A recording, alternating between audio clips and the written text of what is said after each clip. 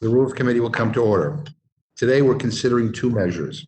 The first is H.R. 1629, an uncontroversial and bipartisan bill to close a loophole in the Orphan Drug Act that has delayed treatments to combat the opiate epidemic. Last Congress, the bill passed by voice vote, but last week, some of my Republican colleagues threw a temper tantrum on the House floor and voted against the bill because one of their members was not named a leader on the bill.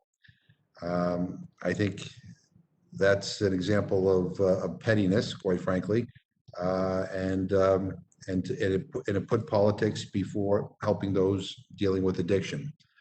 So enough of that. We should put people's lives before our own egos, and I hope that we can end the games and pass finally this bill.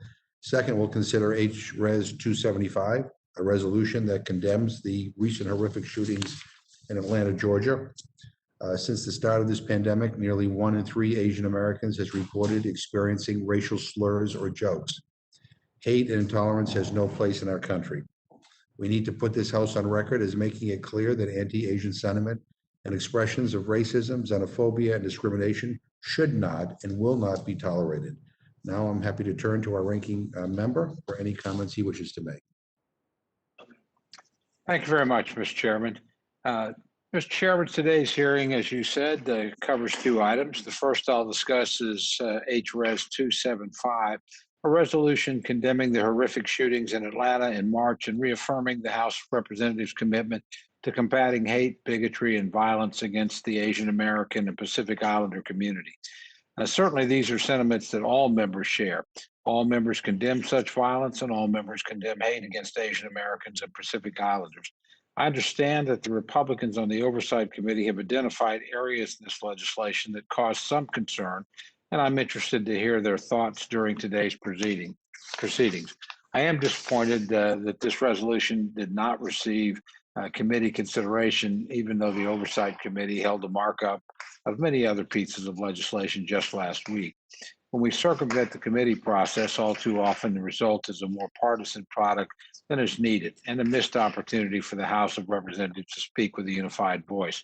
Frankly, I do not see any reason why any concerns that the members may have over provisions of this resolution could not have been addressed, as certainly there was an opportunity even this past week to do so. This bill could then be put on the suspension calendar rather than coming to the Rules Committee.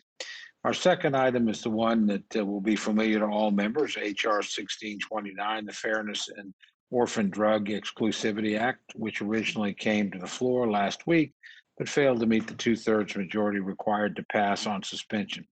I expect that when this bill comes up for a vote this week, it will pass overwhelmingly, as it should. The reason so many members voted against the bill had nothing to do with the language of the bill. Instead, it had everything to do with how the majority's chosen to run the institution for the last year. Unfortunately, the decisions made by the majority at the beginning of the COVID pandemic continue to haunt us. Last spring, I warned that the decision to allow proxy voting and allow for remote committee hearings would inevitably lead to consequences in how the institution operates. Conflicts between members that have emerged in the new Congress are undoubtedly exacerbated by decisions made to shut down the institution and work in a remote capacity for a full year. Sadly, it's much easier to yell at a colleague through a screen than to do it in person. This week marks 1 year since the Democratic majority instituted martial law, which has given the majority the right to bring up any piece of legislation at any time with only an hour notice. I grant you that this made sense when it was initially instituted. In the midst of a deadly pandemic where flexibility and timeliness were key to the emergency federal response. But here we are 367 days later with nearly 60% of the adults in the country vaccinated with their first dose. I'd like to remind my good friend, the chairman, of his outrage when the Republican majority used martial law for just 3 days. You said at the time, quote, "This rule would allow Republican leadership to rush anything to the floor within hours of it being released, not just appropriations. It gives them blanket authority to jam us with whatever new disaster they cook up with the White House in the back room of the Capitol," unquote. And I would say to my friend that if that was true for us then, it's certainly true for the majority now. With all due respect, you're now presiding over the most closed Congress in history term we've all used a great deal. Here we are 1 year since the start of the pandemic, and the Pelosi lockdown continues. The majority's already taken away the traditional right of the minority to offer a motion to recommit, and has threatened to reduce the ability of members to make even the most privileged parliamentary motions. This committee will not even allow for standalone votes on most amendments, instead lumping them into predetermined groups to guarantee their outcome. And the speaker's unwilling to let her own iron-fisted grip to loosen, even as the country has begun to reopen. Just last week, the CDC issued guidance allowing fully vaccinated people to resume most activities without a mask, but the speaker has set a 100% requirement to consider removal of a unilateral mask mandate on the people's house. What happened to following the science? Should we trust that these vaccines are effective or not? Because if they are, and I do believe they are, it makes no sense to continue this mask mandate, and we should reconsider that. Given all of this, the only tool the minority has left is to register our discontent by using our voting cards. And so this leads to a situation like we're in with this bill, where the minority is left with no recourse but to use its voting power to send a message to the majority and to the speaker. If we are to move forward as an institution, we must take steps toward restoring the basic norms we adhered to for decades, but that have eroded over the past year. This includes matters related to the COVID pandemic, like moving away from proxy voting and moving back to in-person committee hearings. I hope we can work toward that, Mr. Chairman. But it also means ensuring that members continue to work with each other as they have before. At the end of the day, we're all blessed to be chosen delegates whom our constituents have entrusted to represent them in Congress.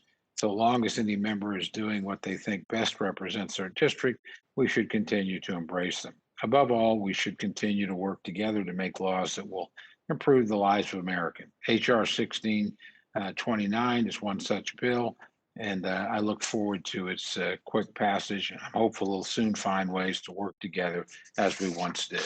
With that, Mr. Speaker, well, it wouldn't bother me, but Mr. Chairman, I know it might bother you. I know you're too modest to accept the promotion, but some days I think you deserve it. But anyway, with that, Mr. Chairman, I yield back. Yeah, well, thank you. I just want to just say a couple of things in response. We all want to get back to normal, and I think what we're doing is we're following the advice of the Capitol physician, and I think the easiest way for us to get back to normal is for all members to get vaccinated. I'm told, according to CNN, all Democrats in the House have been vaccinated. They say that just 95 House Republicans say that they were vaccinated. Again, let's all get vaccinated, and then everything else will fall into place. And then I want to take a little bit of an issue with the gentleman's characterization of this as being the most closed Congress. I'm looking at my statistics, and so we've had 14 closed rules right now, and at the same time in the 115th Congress, you guys had 31. So I don't know. I wasn't a whiz in arithmetic, but we're substantially short of the number of closed rules during the same period of time as my friends were in the 115th Congress. So I just want to point that out for the record. And then on the issue of the suspension that failed, my understanding was that the issue that caused Mr. Carter to lobby Republicans to vote no on it was the fact that he wasn't the lead Republican sponsor. Nothing more than that. And again, to try to hold up a bill on an issue that's important over something like that, again, it has nothing to do with remote hearings. I think that the deal is that the sponsor of this bill, Ms. Dean of Pennsylvania, was quite upset that Mr. Carter voted to basically try to overturn the will of the people of Pennsylvania in the last election. And I think a lot of us are having trouble with some of that. But in any event, I am now happy to welcome Our witnesses, we're going to begin with witnesses to provide testimony in H.R. 1629, the Fairness in Orphan Drug Exclusivity Act. Chairman Pallone and Subcommittee Ranking Member Latta, we're delighted that you're here. Without objection, any written materials you submit to rules documents at mail.house.gov before the conclusion of the hearing will be entered into the record. I'm now happy to recognize the gentleman from New Jersey, Chairman Pallone. Thank you, Chairman McGovern and members of the committee. I don't want to belabor this issue about what happened last week because I'm not sure I entirely know. But I do want you to know that, as you are aware, of course, that we can't have everything come before the Rules Committee because otherwise legislation that comes out of committee, in my case, Energy and Commerce, that both sides agree to would be, would take forever. I mean, we had last week, I think, a dozen or so bills on suspension. A few weeks before that, we had another 12.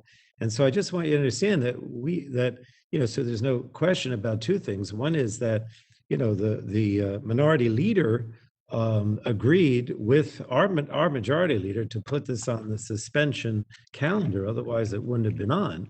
And also that the manager on the Republican side, Mr. Guthrie, who's the Health Subcommittee ranking member, came out of the Health Subcommittee. He also supported the bill and indicated his support on the floor. And he he spoke out when we had the voice vote and said aye.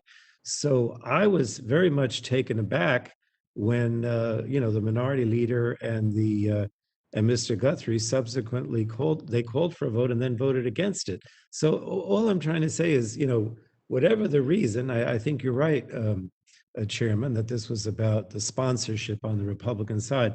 But whatever the reason, we can't have a situation where we put something on the suspension list because the Republican leader agrees to it and the person who manages the bill agrees to it, and then they change their mind. I mean, everybody's entitled to change their mind, but that's not a fair way to proceed because then we wouldn't have put it on the suspension list from the beginning. So that's the only thing I'm trying to say. I don't want to keep belaboring this. But in any case, the bill H.R. 1629, the Fairness in Orphan Drug Exclusivity Act, closes a loophole in the orphan drug program to ensure generic drugs can come to market and are not unfairly blocked by their brand competitors. I'm going to try to explain to this, but I want you to know this can be very complicated. So if at any point, you say, what are you talking about, Frank? You can interrupt me and ask questions before I conclude. But the goal with the orphan drug legislation in the beginning was to try to deal with companies that want to develop a drug, but it's not in wide use because it's only for a very limited group. And oftentimes they say, well, I have no reason to develop that in our capitalist system if I can't make any money. And so we tried to figure out years ago when we passed this bill a way to bring those drugs to market because it's important for the people that have those diseases, even though they may be very limited, that these drugs be developed. But there are loopholes that have been created that cause problems and make it more difficult to bring generics to market. So that's basically what we're trying to do. In any case, the bill passed the Energy and Commerce Committee and the House by voice vote last Congress. It garnered a lot of support from a large majority in the House last week. And as I said, it seeks to address two crises: the soaring cost of prescription drugs and the ongoing opioid crisis. The Orphan Drug Act, as I said, has been successful in driving research and discovery of new therapies to treat and even cure diseases. And we incentivize these therapies for this limited group of diseases by awarding 7 years of market exclusivity. Normally you wouldn't get 7 years, but we give you extra years because we know that it's a limited group and that's otherwise you're not going to make any money. So there's two ways to get this orphan drug status and this 7 years exclusivity. Under the first pathway, the status can be awarded when a manufacturer develops drugs approved to treat diseases with a patient population of 200,000 or fewer. But the second pathway, though rarely used, is what we call a cost recovery pathway, where they receive this status if the research and development costs are not expected to be recouped by sales of the underlying drug, okay? So under certain circumstances, though, a manufacturer may also receive additional rounds of exclusivity for additional drugs in their portfolio if they treat the same condition and have the same active ingredient, even if the second drug does not meet the orphan drug qualifications. So this has allowed some manufacturers to circumvent the original intent of the drug, which was to incentivize the creation of these novel drugs for small populations. Now I'm going to veer from my text a little bit and try to be a little more, I don't know which one is it, so that I can explain this. Let's say that I don't want to go the first pathway because I don't know about that 200,000. I can go before the FDA and I can say, look, I don't think I'm going to make any money on this drug unless you give me this exclusive status. Well, right now under the law, if you do that, then you can say that you're not going to recover the cost, and it's up to the FDA to decide whether or not you're not going to recoup it. So one of the things that we do here is to switch the burden, if you will, and say in this bill that it's up to you to prove that you're not going to recoup the money, not the FDA. So that's the one thing. The second thing that we do is that if down the road, 3, 4, 5 years later, right, during this exclusivity period, you find another use for this same drug, right, and you now want to continue with this orphan drug status for the 7 years, but for a different use, for a different disease, a different purpose. Well, right now you can do that and continue to make $1 million and not have to go back. And of course, because it's exclusive for this period, there's no generic that comes to market, and may be very unaffordable for people. So what we say in this bill is that no, if you find a second use for this drug, you have to come back again and once again show that you can't recoup the money, right? So you just can't go off and make $1 billion and have this exclusive period. Now, I don't know if that helps, but what I'm trying to say is that it shouldn't be that a person who gets the status initially, then finds another use for it, continues to be able to sell it and make billions of dollars with this exclusivity, because that prevents the generic from coming to market unfairly. So, I mean, essentially, that's it. Now, let me give you an example of what happened, because this is an example, and then I'll stop, okay? The best example was what we call bupe, okay? I don't know if you know what bupe is, but this is the drug, if people are having an overdose and they give it to them, and then they recover without, dying of an overdose. Oftentimes, the police or EMTs will deliver that. No, I have a wrong understanding. Okay, well, maybe I've misunderstood what bupe is about. But what happened with bupe is that they got the orphan drug status, right? And then later they found a different way of using it. And that resulted in billions of dollars of sales without their having to come back and prove again for that follow-on use that that they needed the orphan drug status. And that's what we don't want to do. It's not fair to give this status to someone because they do some kind of a follow-on and find out it has another use that can make a lot more money and not have to come back again and ask for the orphan drug status. I think I'm going to leave it at that. Maybe forget what I said about bupe because I didn't quite understand it. But the idea of what they did with the follow-on is clear, and I'll leave it at that. Everybody's laughing. It's complicated. That's why I wish that we had just passed it last week instead of having all this. Thank you, Chairman Pallone. That's more than. With all due respect to my friend, you're making the case why we should be looking at this more closely if even the chairman's confused about it. Well, I'm not saying it's confusing, but I'm just trying to say. That was meant in jest, Mr. Chairman. What we're trying to do is prevent somebody from using this exclusive period to make a lot of money when that wasn't the premise behind why they were supposed to get it. You gather, you understand. Got it. All right. Slide here. Good. All right. Ranking Member Latta. Well, thank you, Mr. Chair, and to my leader on the from the Rules Committee, and also to my friend from New Jersey, the Chairman of the Energy and Commerce Committee. I'm not going to go into the detail because I think the Chairman covered it quite well. But H.R. 1629, the Fairness and Orphan Drug Exclusivity Act, will close that loophole in existing law that has allowed certain drug manufacturers to block competitors from the market by exploiting incentives intended to encourage the development of drugs to treat rare diseases. And again, as was pointed out, this bill was led by a number of Republicans and Democrats in the last Congress, and I see no reason why it should be any different in this Congress. And with that, I urge the Rules Committee to act favorably on 1629, and I yield back. Thank you very much. Thank you very much. You both were clear and succinct, and I'm on board, so I have no questions. Mr. Cole? Well, I certainly agree with the chairman. You were clear and succinct, and I look forward to voting for this bill. I do want to make one quick point to my friend, the chairman, Energy and Commerce. Just so you know, I actually had a bill about 3 years ago, and it dealt with moving 2.5 acres of land from federal possession to a water conservancy. Suspension bill, not supposed to be any problem. Guy actually flew up from the area in Oklahoma that he's from.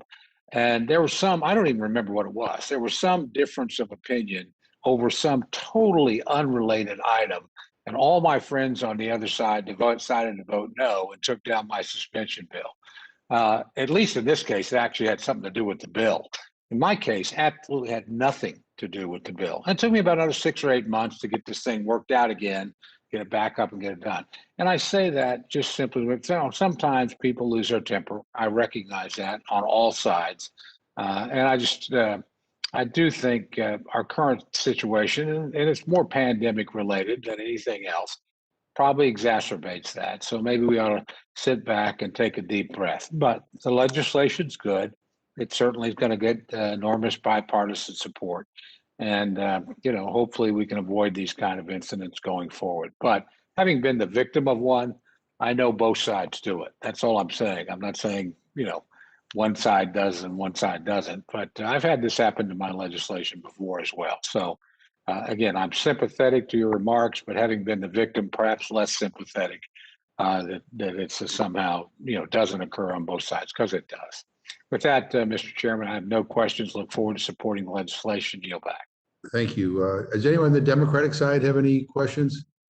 Ms. Scanlon?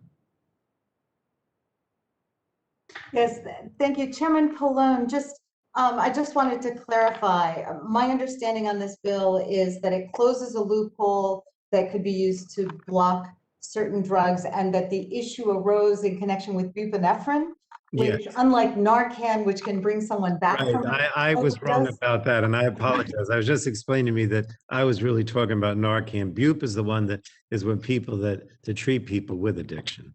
Right, and it's very important in the medically assisted treatment, MAT movement, which Yes. Pennsylvania has a terrible problem with opioid disorders. So we have a lot of advocates who are very anxious to be able to use this and to be able to use it at a price that can be met. So this bill would address all of these issues. I just also wanted to clarify, in fact, this bill was introduced with bipartisan support, maybe not Mr. Carter, but there in fact was a Republican on introduction of the bill, wasn't there? Yes, and remember, this passed in the last Congress on the suspension calendar too. So this is the second time it's coming around. And it didn't squeak through, even when it failed last week. It failed the suspension 2/3 threshold, but it was 250 to 168, so it has broad bipartisan support. Yes. Yeah. It's been tough, particularly for members of Congress from Pennsylvania, to see our electoral results attacked without any factual basis. And many of us have struggled with how to work in a bipartisan manner with members who are not observing constitutional norms. So, but we also recognize that we have to do things to support our constituents and to try to get laws passed. So I will be really looking forward to supporting passage of this bill. Thank you. I yield back. Thank you. Anybody on the Republican side, Mr. Burgess or any, Ms. Fishbach? No? Let me just, Yeah, Mr. Chairman, sorry, I was a little slow on the unmute. Okay. I've supported this bill in the past, look forward to supporting it in the future when it comes back to the floor. But I do encourage,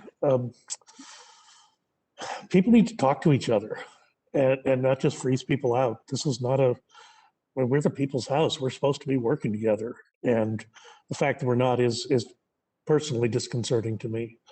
But again, I recognize what's going on here. We will have the bill back on the floor. I expect to support it. Thank you. Thank you. Anybody else? Have it? Nobody else? Okay, then, seeing nobody else, then I would like to thank our witnesses for your testimony, and you're now excused. Thank you, Mr. Chairman. Thank Thank you you. all. So are there any members who wish to testify on HR 1629?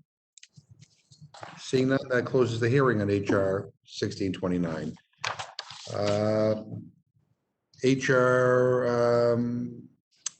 H.Res 2275, the condemning the horrific shootings in Atlanta, Georgia on March 16th, 2021, and reaffirming the House of Representatives' commitment to combating hate, bigotry, and violence against the Asian American and Pacific Islander community. I would now like to call up our next panel to testify on H.Res 275. That Representative DeSaulnier and Representative Fallon. We're delighted that you are here. Although Mr. DeSaulnier, you're always here. Without objection, any written materials you submit to rules documents at mail.house.gov before the conclusion of this hearing will be entered into the record. And I now am happy to recognize the gentleman from California, Mr. DeSaulnier. Thank you, Mr. Chairman. Thank you, Ranking Member. It's an honor to be on this side of the camera, so to speak. And this is an important resolution. Looking forward to widespread support from my good friend and colleague, our colleague, Judy Chu.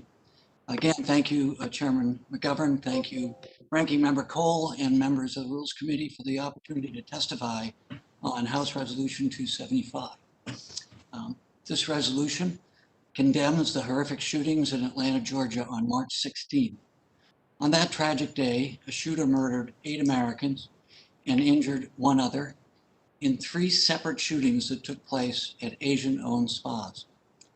Of the 8 Americans who lost their lives, 7 were women, 6 were women of Asian descent, and several were immigrants. We mourn these victims, and our hearts go out to their families and friends that they've left behind. This act of hate was not, unfortunately, an isolated incident. Anti-Asian sentiment in America existed long before the pandemic, but over the past year, our nation has experienced a historic surge in anti-Asian hate and anti-Asian hate crimes. Asian Americans across the country have faced discrimination, harassment, and assault because of xenophobia and misinformation that has scapegoated them for the coronavirus pandemic. Asian American women have been particularly vulnerable. 65% of anti-Asian hate incidents have been reported by women, a population that has been historically marginalized. According to a recent report for the Center for the Study of Hate and Extremism, the number of anti-Asian hate crimes reported to the police in San Francisco increased by 50% in the past year. In Boston, the number of anti-Asian hate crimes reported increased by 133% last year. And these numbers are only increasing. Anti-Asian hate crimes reported to the police in 16 of America's largest cities and counties rose 164% in the first quarter of 2021 in comparison to the same period in 2020. The House of Representatives should clearly state our condemnation of the heinous and inexcusable acts of gun violence that led to the tragic loss of lives in Georgia on March 16.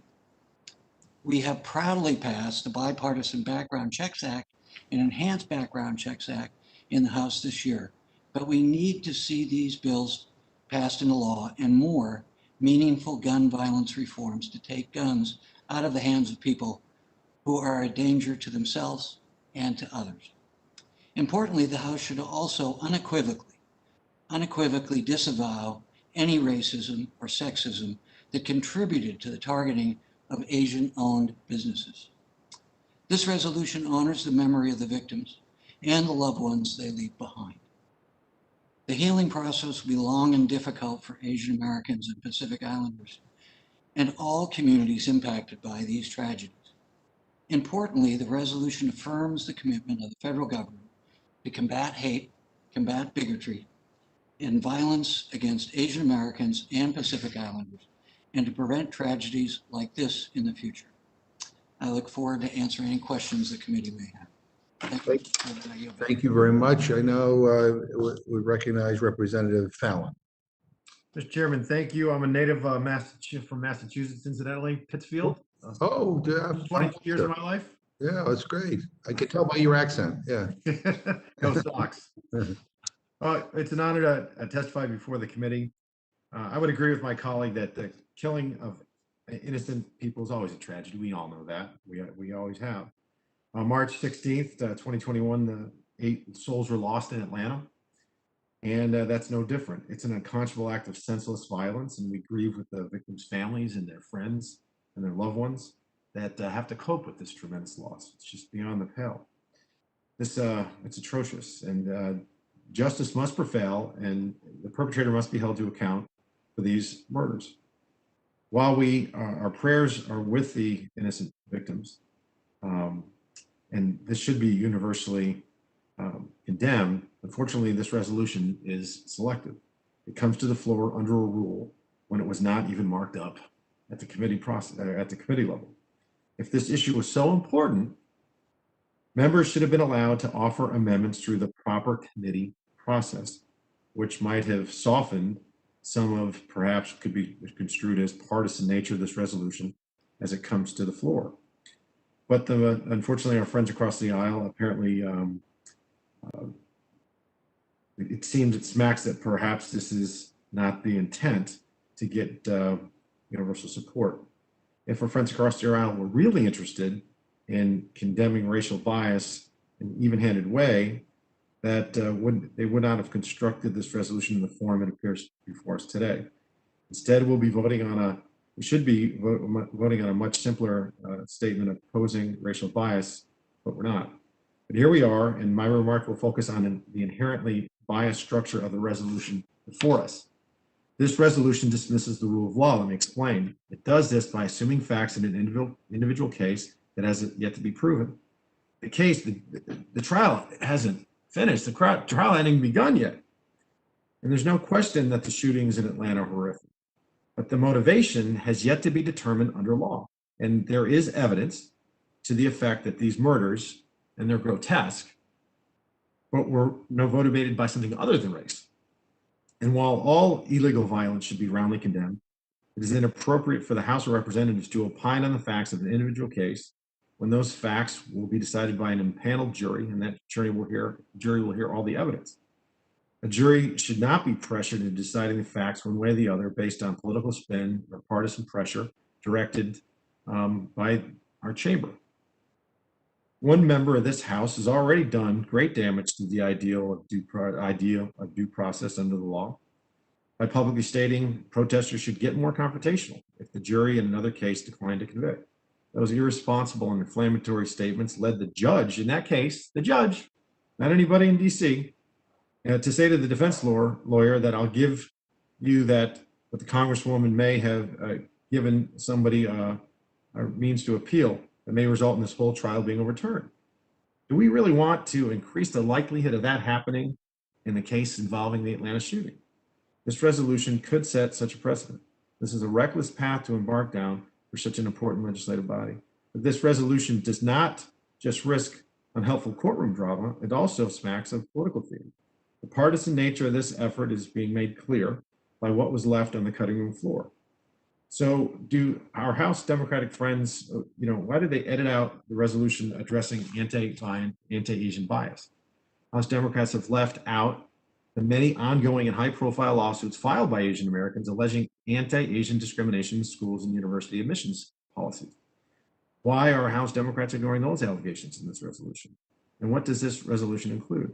It includes the strange statement that the reference to the Wuhan virus is anti-Asian when viruses have been routinely referred to by their place of origin. West Nile virus is named after the West Nile district of Uganda. Zika was named after the Zika forest in Uganda. Ebola was named after the Ebola River in Zaire in Central Africa. Here in America, the Rocky Mountain spotted fever is named after the mountain range spreading across the western North America. And Lyme's disease, Mr. Chairman, in our native New England, was named after the disease outbreak in Lyme, Connecticut. Are we talking about now that's going to be geographical prejudice? Where were the resolutions condemning the use of Ebola, Zika, or West Nile? Not only have we not seen resolutions condemning these names, they have been embodied in the United States Code many times in reference to the very disease they combat. MERS is another one, the Middle Eastern Respiratory Syndrome. There's also variants in the UK variant of COVID-19, South African variant, et cetera. I could go on, but the point's made. This resolution goes from the shaky to the politically selective, and now with this thing about the Wuhan being racist to the absurd. The result is an allegedly anti-bias resolution that only succeeds in selectively citing bias in a politically biased way. I'll close with a statement of principle that no House resolution can come close to matching in its compelling moral clarity. It is a statement of the revered great American, Dr. Martin Luther King Jr., who said, "I have a dream my 4 children will one day live in a nation where they will not be judged by the color of their skin, but by the content of their character." Asian Americans have demonstrated great character with their countless contributions to the American experiment. The most successful, when you break this down demographically by race, the most successful economic group is our Asian American brothers and sisters. We should be focused on allowing due process here to play out and continue to condemn such vile and evil acts of violence against any and all Americans. We all, every one of us, 435 members of this chamber, mourn the victims of this attack, including the family members of the community they have left behind. And I join my colleagues in seeking the fullest expression of justice that our system is designed to deliver. Mr. Chairman, thank you. Yeah, thank you very much. And I just want to say that, Mr. Fallon, that, I think the concern about the way this virus was characterized intensified because the number of hate crimes against Asian Americans intensified with the rhetoric.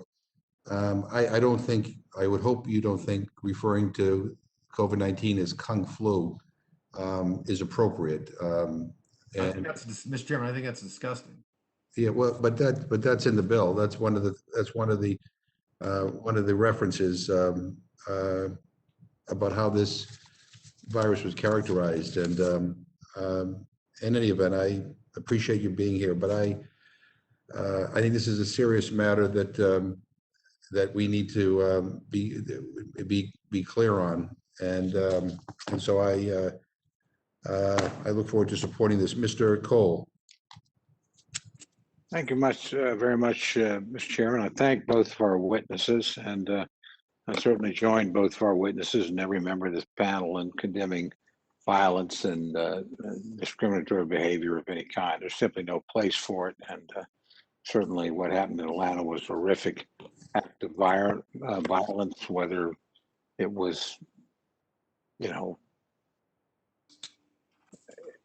racial in nature, sexual in nature. We still have a legal process going through to try and determine that. But at the end of the day, people were murdered.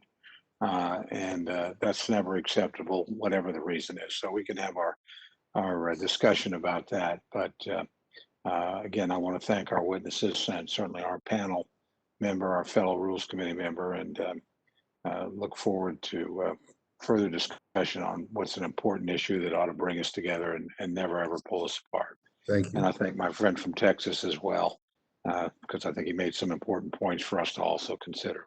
With that, no questions, Mr. Chairman, I'll yield back. Thank you, Mr. Cole. Mr. Perlmutter. Thanks, Mr. Chair, and I appreciate both witnesses for their testimony. Mr. Fallon, I'd like to just say thank you. I don't agree with the position that you end up coming out with, but I do appreciate the tone and tenor of your argument. Often we get a lot of rhetoric and noise and firebrand kind of deliveries up in the Rules Committee, and I appreciate it. This is a very serious and solemn piece of legislation, and it may be that you feel it could affect the outcome of the lawsuits or the criminal case or whatever. But I just wanted to say thanks for the way you delivered your position. And I don't agree with it, but I thank you for the way you delivered it. And I yield back. Yeah, that's the Massachusetts in him. Dr. Burgess. Thank you, Mr. Chairman. Let me ask a question of both of our witnesses. Was there an actual hearing on the substance of this resolution in the Oversight and Government Reform Committee, or was this discharged directly to the Rules Committee? Mr. Burgess, my understanding, and I was not heard in the Oversight Committee, or was not. Yeah, Doctor, we didn't discuss, to my knowledge, we did not discuss this resolution. So, and again, I appreciate what our role is here at the Rules Committee, and we're to hear the things that are brought before us. I just wonder if some of the issues, Mr. Fallon, that you bring up might have been ameliorated if we'd even just had a discussion of the facts prior to bringing it to the Rules Committee. You know, there's a temptation always for us to comment on things when there may actually be ongoing litigation or an ongoing criminal trial. I remember many years ago, Richard Nixon gave an opinion about the guilt of Charles Manson and darn near caused a mistrial in that effort. And the judge declined to declare a mistrial, but only after the president walked back very publicly his remarks that he had made about Charles Manson and reaffirmed the necessity of him receiving a fair and unbiased trial. So we need to be careful when we do things. We do have a bully pulpit up here. No question the crimes involved are horrific, and no one wants to see any type of that behavior ever repeated. But I do wonder if we wouldn't do a little bit better service to the people if we would do our work at the committee level before bringing it to the Rules Committee. So thank you, Mr. Chairman, and I thank both of our witnesses, and I'll yield back. Mr. Raskin.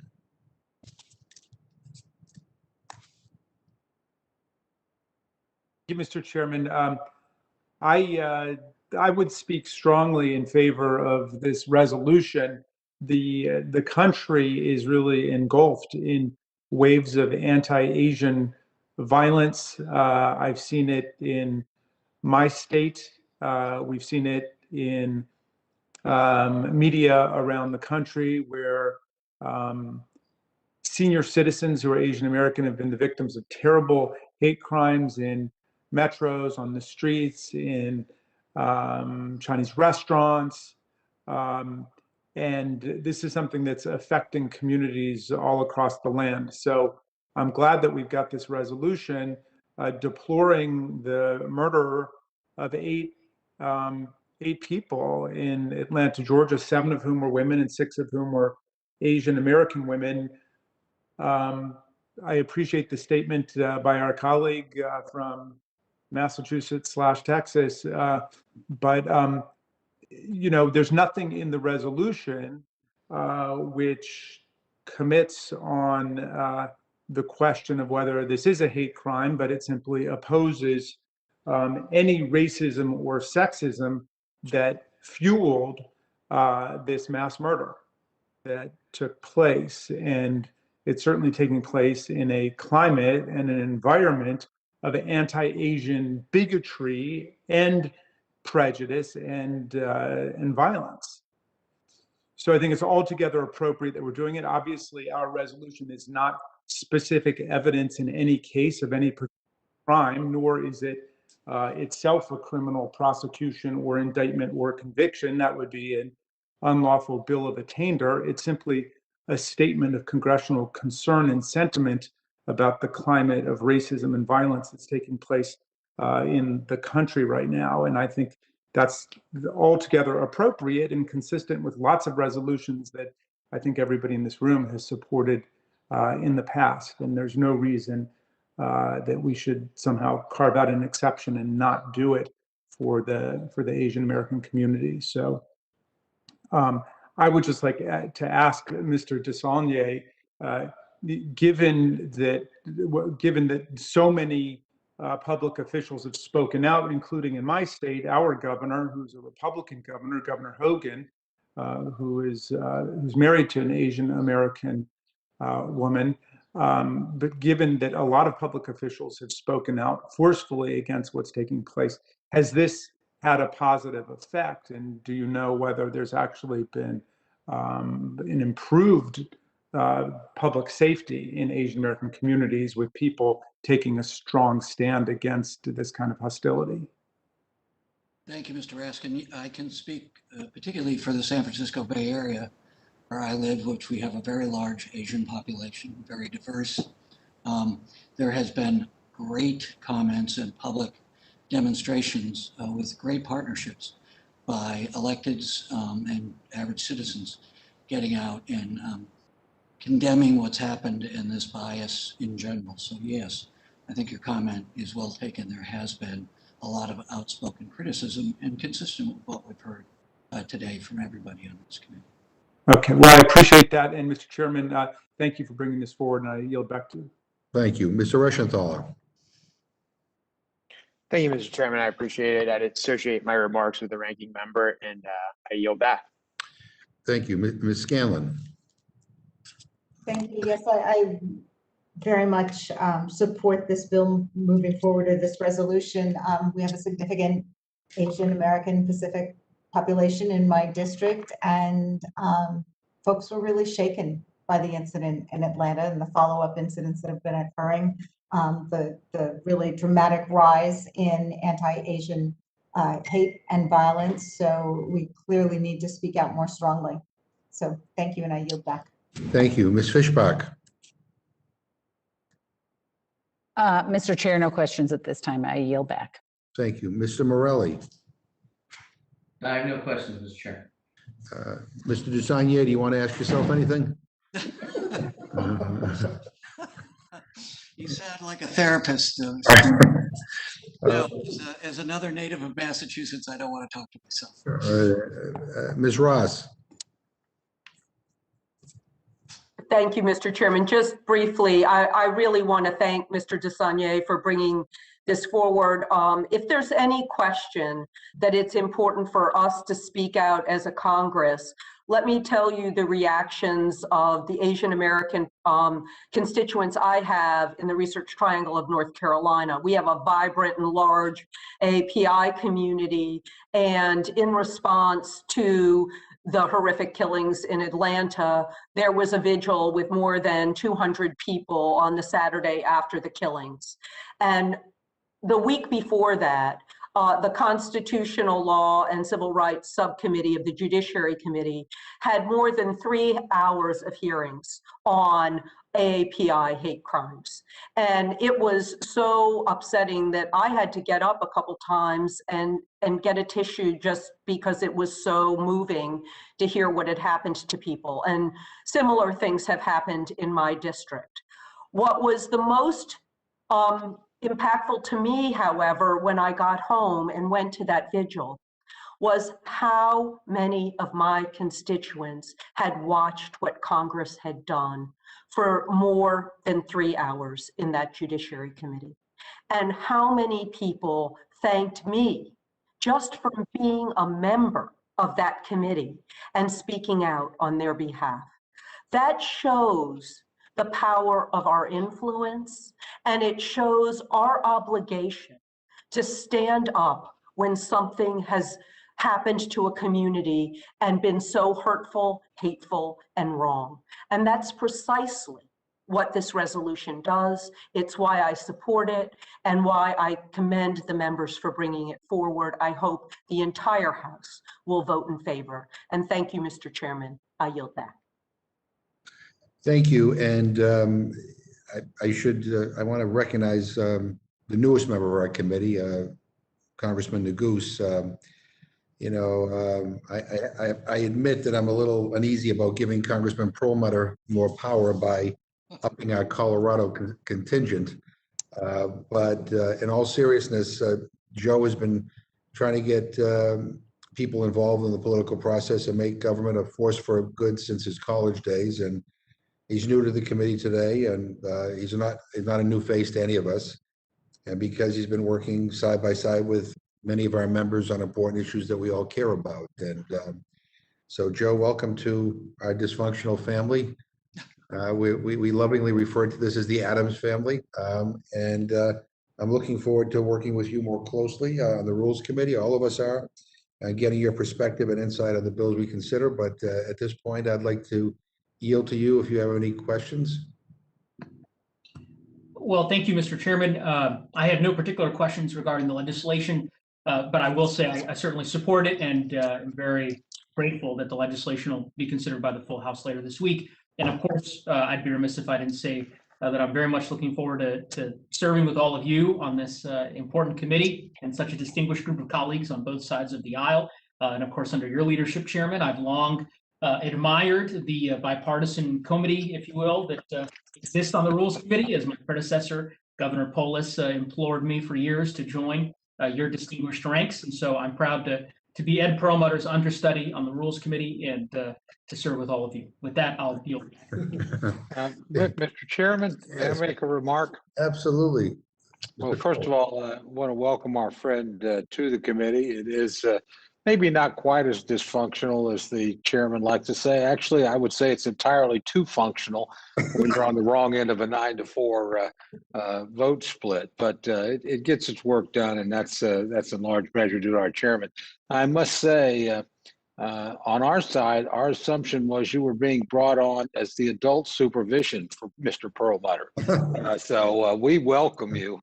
And and hope that you can occasionally restrain your enthusiastic colleague who constantly peppers me, Mr. Chairman, with texts during the course of our hearings if I happen to yawn or to in any way misbehave according to his very high standards. But it's good to have you on this committee, and I've had the good fortune of serving with a number of people from your state, including your governor, on this committee, and I've never seen anybody on this committee, including my good friend, Mr. Perlmutter, not from Colorado, not acquit themselves with great distinction and great decorum. So it's a pleasure to have you here.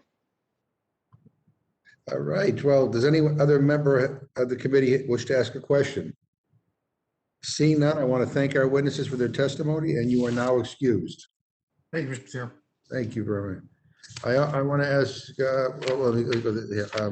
are there any other members who wish to testify on H.Res. 275? Seeing none, this closes the hearing on H.Res. 275. And before I yield to Mr. Cole, I want to ask unanimous consent to insert into the record a statement of administration policy in support of H.R. 1629. At this time, the chair will entertain a motion from the distinguished gentlewoman from Pennsylvania, Ms. Scanlon.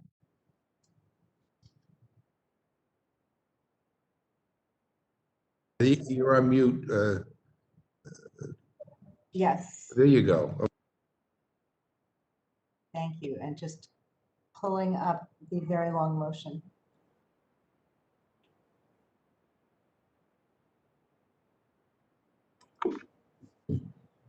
Mr. Chairman, I move the committee grant H.R. 1629, the Fairness in Orphan Drug Exclusivity Act, a closed rule.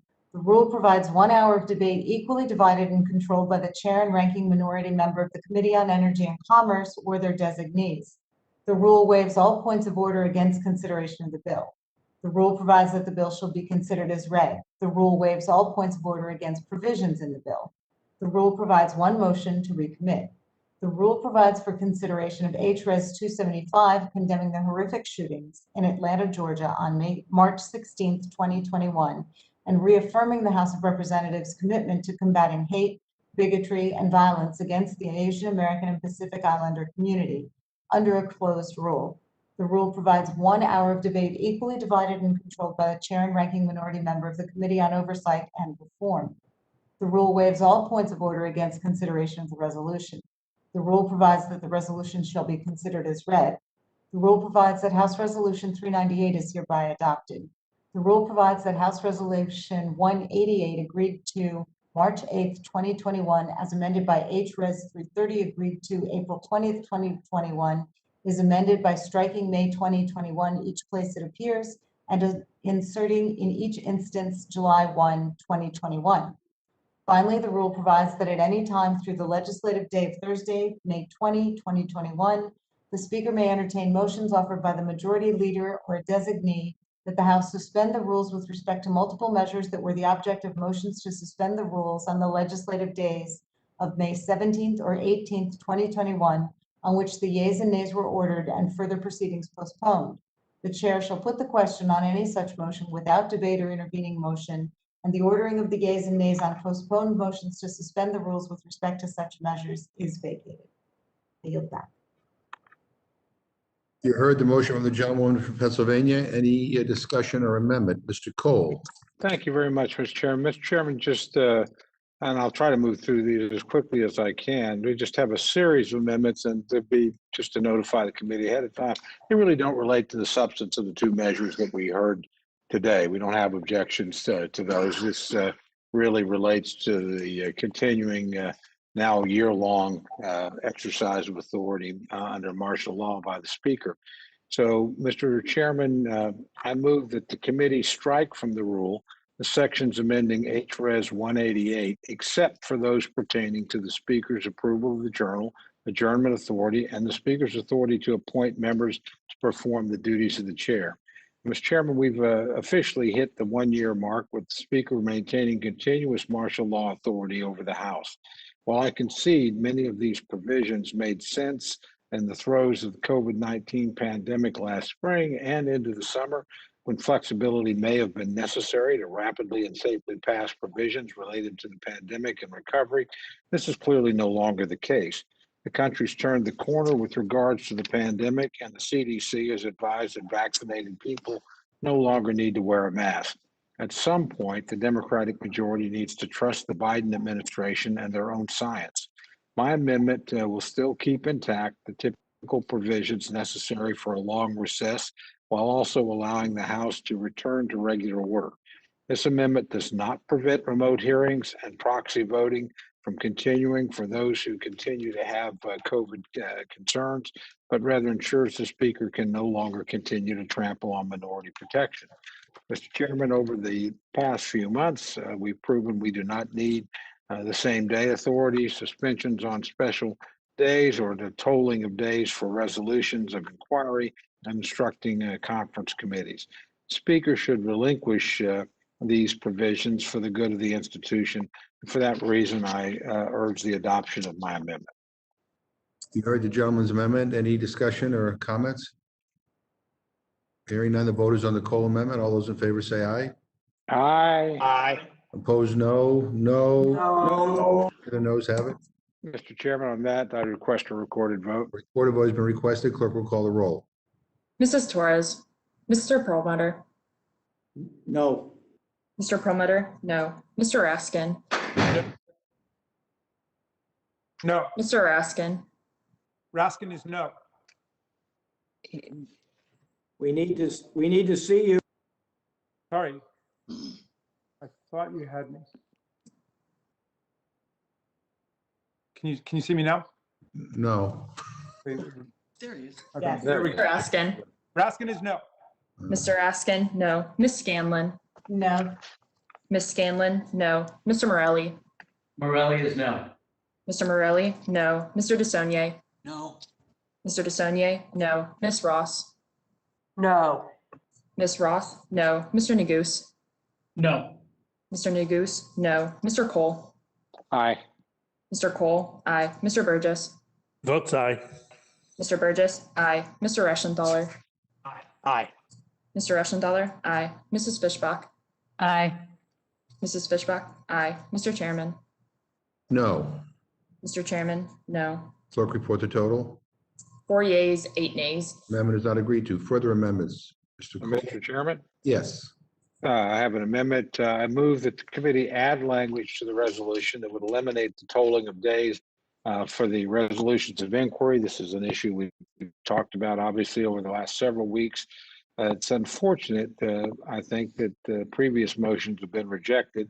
Hopefully, the majority recognizes that some of these provisions will, in fact, strengthen the institution as a whole and adopt them. For that reason, I once again am offering the motion to restore the use of resolutions of inquiry. Again, this control over House operations no longer seems to be about rapid response to COVID concerns, but rather the Speaker's concern over control of the floor in general.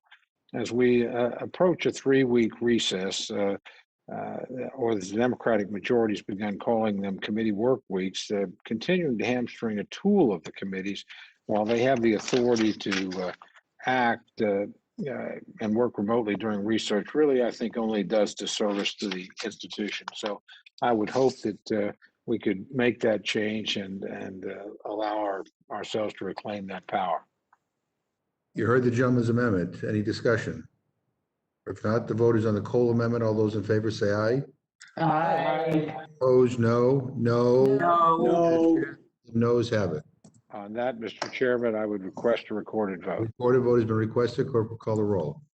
Mrs. Torres, Mr. Perlmutter, No. Mr. Perlmutter, no. Mr. Raskin, No. Mr. Raskin, no. Ms. Scanlon, No. Ms. Scanlon, no. Mr. Morelli, Morelli is no. Mr. Morelli, no. Mr. DeSaulnier, No. Mr. DeSaulnier, no. Ms. Ross, No. Ms. Ross, no. Mr. Neguse,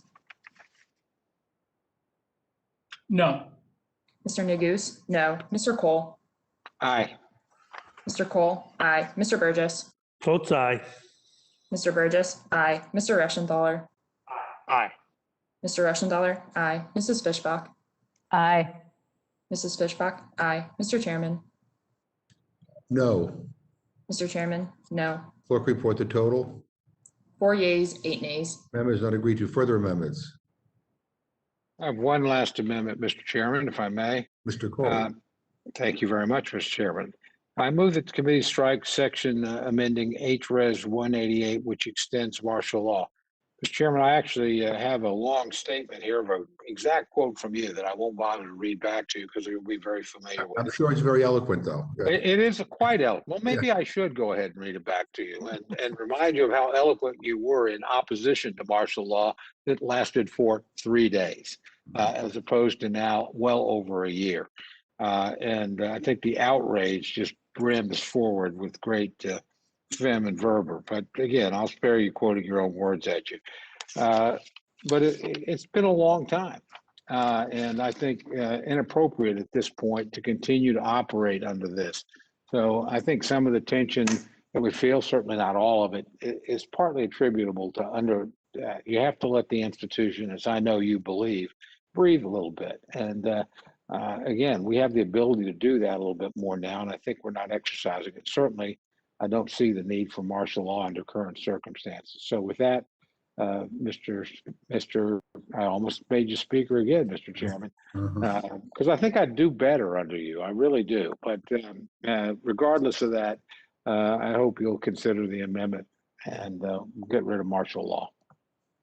Is there any discussion on the Cole amendment? I think I'll just point out for the record that in the majority, we call it same-day authority, not martial law.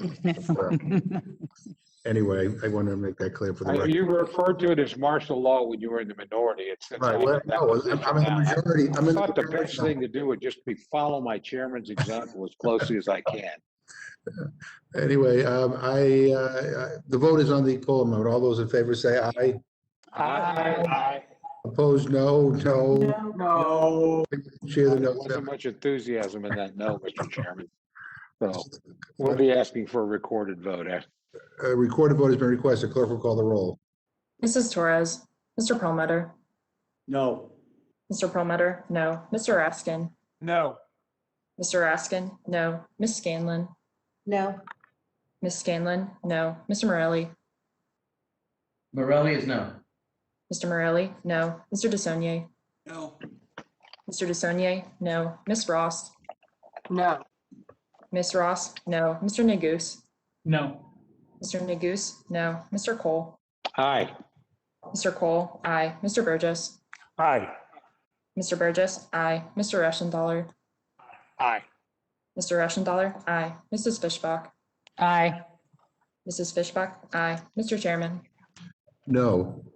Mr. Chairman, no. Clerk report the total. I'll let you. Ayes, 8 nays. The amendment is not agreed to. Any further amendment? Yes, Mr. Chairman, I have an amendment to the rule. Burgess. I move that the committee strike the section amending H.Res 188 regarding the speaker's authority to schedule suspensions on special days. I think, Mr. Chairman, the House has shown over the past few months that we can handle a normal workload. Continuing the authority to schedule suspensions on special days stands as a reminder that the speaker's necessity of controlling tight grip on a very minuscule majority. In fact, last week, 22 bills were scheduled for the suspension calendar. There's no reason we need to continue to extend suspension authority in this manner. Mr. Chairman, I've written the speaker and I've written you. I think the science has shown Americans that we can get back to work. Last week, the CDC acknowledged that, and the people's house must lead by example. So I urge adoption of my motion. I'll yield back. Thank you. Yeah, again, we brought up to the Rules Committee a bill that was just defeated on suspension for no good reason last week, and I don't see the big deal. I don't see why a process that's not offensive on a Monday is somehow offensive on a Tuesday. Sometimes well, whatever. But I would just also say too, as I said at the beginning here, the best way to get back to normal and full is to get everybody vaccinated. I mean, the science that the gentleman referred to has shown that vaccinations work. And yet for some reason, it has become politicized and it has become a radical idea. So let's get everybody vaccinated. And believe me, I want nothing better than to be in that Rules Committee room with all of you up close and personal. So I'm looking forward to that. Well, Mr. Chairman, Yeah. We're here. We'd invite you. We'd even let you sit in your normal chair again. We'd move Mr. Cole over and provide you a place to sit at the top of the dais. But the fact of the matter is, we all got vaccinated a long time ago. Well, in some ways, we jumped in line in front of average Americans. And then we're telling average Americans that we didn't really trust the vaccines because we won't behave normally. We need to show by example, lead by example. We've been vaccinated. Let's show the country that you can indeed return to normal if you take the vaccine. Well, I would simply say to the gentleman, and I know he's been sending the message out to his constituents, and I appreciate that about the importance of vaccinations. He should also write to his Republican colleagues to make sure they all get vaccinated, because based on CNN's report, there's a big disparity here. And that is problematic. And that's what the scientists and the medical experts tell us. CNN is not the science. Well, I mean, Mr. Raskin. Thank you, Mr. Chairman.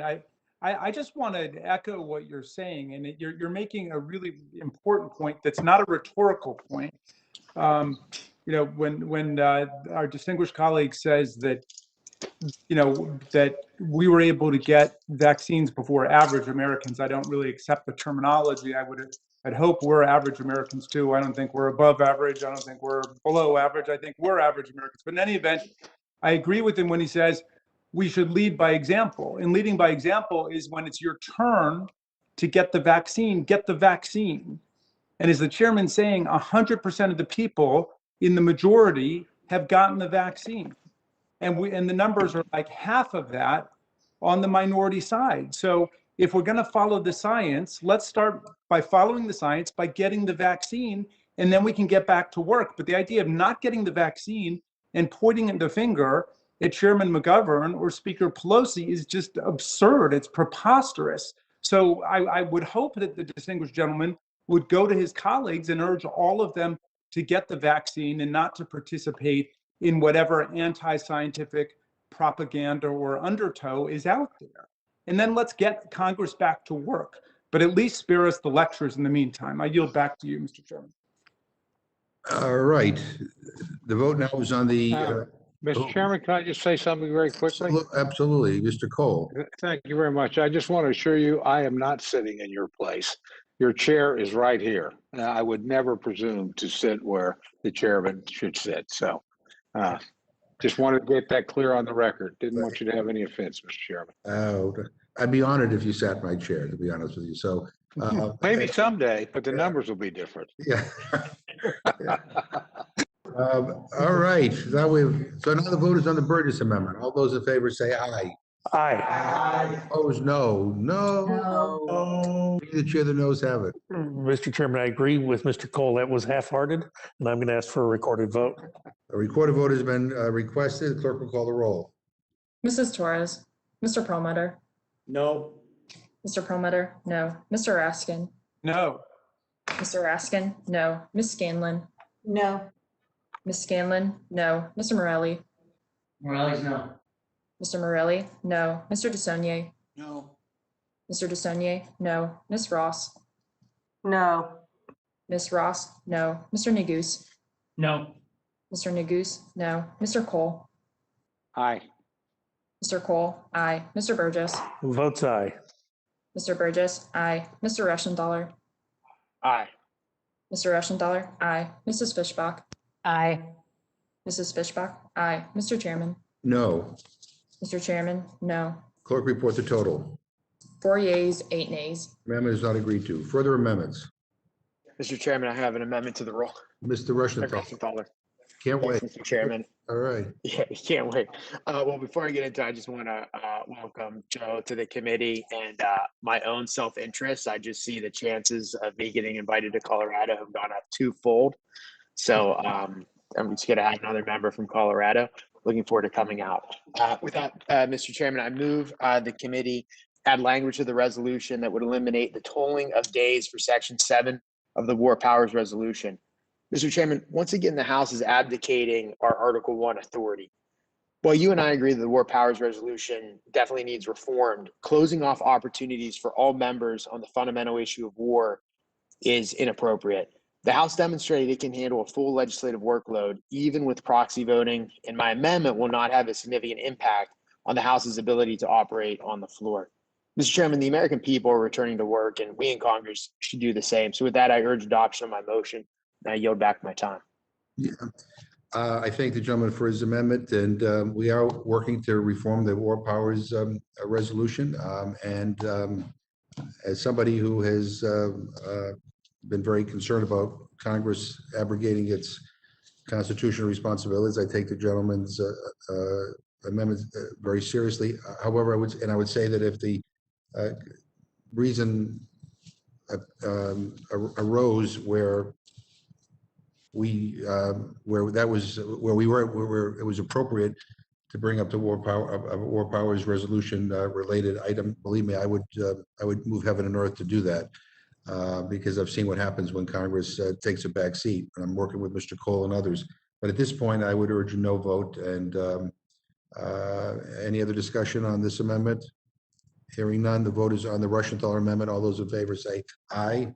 Aye. Opposed, no. No. No. The noes have it. Mr. Chairman, with that, I'd ask for a recorded vote. A recorded vote has been requested. Clerk will call the roll. Mrs. Torres? No. Mrs. Torres? No. Mr. Perlmutter? No. Mr. Perlmutter? No. Mr. Raskin? No. Mr. Raskin? No. Ms. Scanlon? No. Ms. Scanlon? No. Mr. Morelli?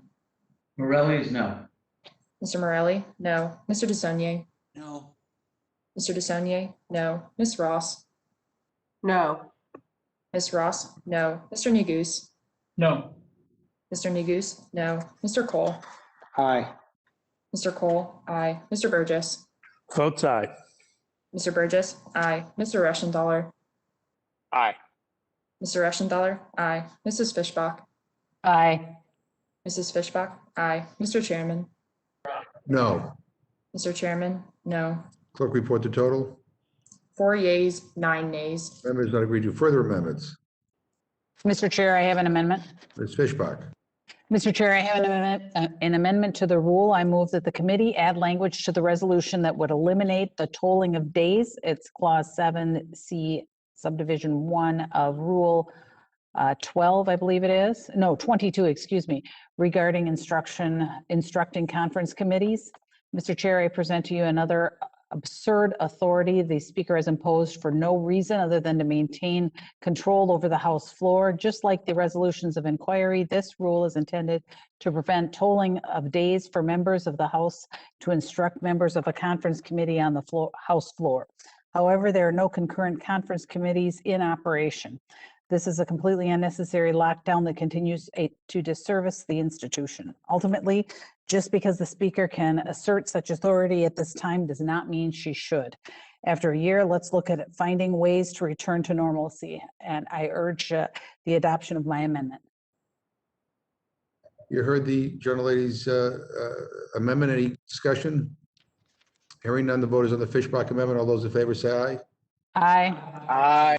Opposed, no. No. No. Opinion of the chair, the noes have it. Mr. Chair, I ask for a recorded vote. Clerk will call the roll. Mrs. Torres. Mrs. Torres. No. Mrs. Torres, no. Mr. Perlmutter. No. Mr. Perlmutter, no. Mr. Raskin. No. Mr. Raskin, no. Ms. Scanlon. No. Ms. Scanlon, no. Mr. Morelli. Morelli is no. Mr. Morelli, no. Mr. DeSaulnier. No. Mr. DeSaulnier, no. Ms. Ross. No. Ms. Ross, no. Mr. Neguse. No. Mr. Neguse, no. Mr. Cole. Aye. Mr. Cole, aye. Mr. Burgess. Votes aye.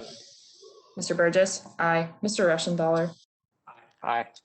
Mr. Reschenthaler, aye. Mrs. Fishbach. Aye. Mrs. Fishbach, aye. Mr. Chairman. No. Mr. Chairman, no. Clerk report the total. 4 yeas, 9 nays. Amendment is not agreed to. Further amendments? Hearing none, the vote is on the motion from the gentlewoman from Pennsylvania. All those in favor say aye. Aye. Aye. Opposed, no.